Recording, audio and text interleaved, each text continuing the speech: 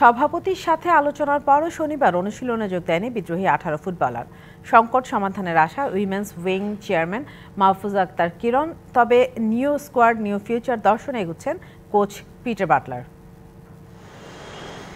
শনিবার সন্ধ্যা নামার খানিক আগে মাঠের অনুশীলন থেকে ক্যাম্পে ফিরছেন নারী ফুটবলাররা। এদিন বঙ্গবন্ধু জাতীয় স্টেডিয়ামে কোচ পিটার বাটলারের সেশনটা ছিল ক্লোজ ডোর। বৃহস্পতিবার কোচ খেলোয়াড় দ্বন্দ্বের কারণ খুঁজে রাত ৯টা নাগাদ করণীয় সুপারিশমালা সহ সভাপতি বরাবর রিপোর্ট জমা দেয় বাফুফের বিশেষ কমিটি। জানা গেছে তারপর রাত ২:৩০ পর্যন্ত বিদ্রোহ করা ফুটবলারদের সাথে একক ও দলগত বৈঠক করেন সভাপতি তাবিত আওয়াল। মেয়েদের ট্রেনিংয়ে যোগ দিতে অনুরোধও করেন তিনি, কিন্তু শনিবার সকাল বা বিকেল কোনো সেশনেই যোগ দেননি সাবিনারা। প্রেসিডেন্টও তার জায়গা থেকে চেষ্টা করে যাচ্ছেন।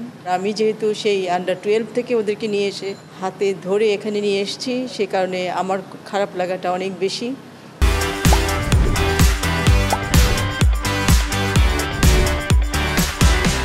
তো আমি চাবো ওরা ফিরে আসুক। আমি এখনও চেষ্টা করে যাচ্ছি এবং আমার বিশ্বাস ওরা ফিরে আসবে। ওরা হয়তো একটা অভিমানে আছে।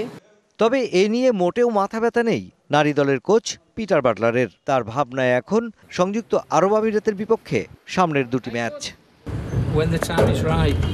আমি কোনো মন্তব্য করতে চাই না। ট্রেনিং করাতে যাচ্ছি, সঠিক সময় হলেই আরব আমিরাতের সঙ্গে খেলার জন্য দল ঘোষণা করা হবে। তবে জেনে রাখুন, নতুন দল, নতুন ভবিষ্যৎ।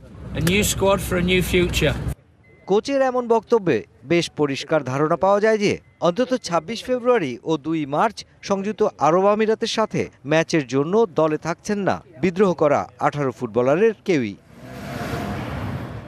জানা গেছে দ্রুতই নারী ফুটবলারদের সাথে চুক্তি সারবে বাফুফে। তবে সেখানে বিদ্রোহী ফুটবলাররা থাকবেন কিনা তা পরিষ্কার নয়। Mushfiqur Rahman, DBC news, Dhaka.